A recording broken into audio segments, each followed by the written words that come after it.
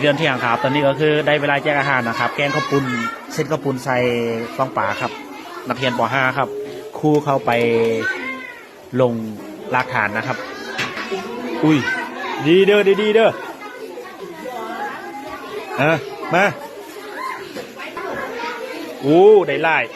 ถ้าเด้ออยากได้ตื้มก็ได้ตรงดีพี่เติมให้ตื้มเด้อมา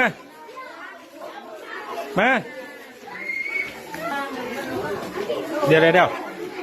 ถ้าด้วยอยากได้ไล่ก็ได้มาต่อแถวมา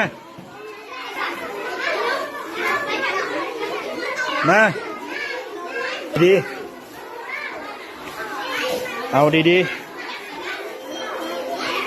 มาโอ้ตกมาตีใหญ่ๆเลย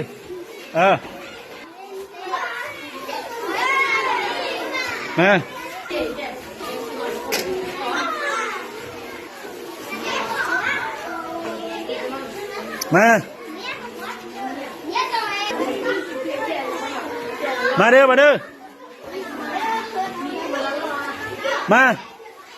ให้มันเข้าดิอย่ามันตกมาโอ้หลอดในบานเนาะมาแถวมาเด้อมาใกล้ๆคู่นี้มา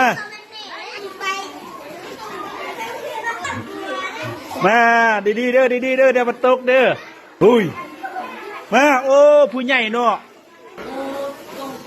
มามาตรงดีว้ายมาเอาดีเด้ออย่ามันตกเด้อเอามาเร็วเข้ามา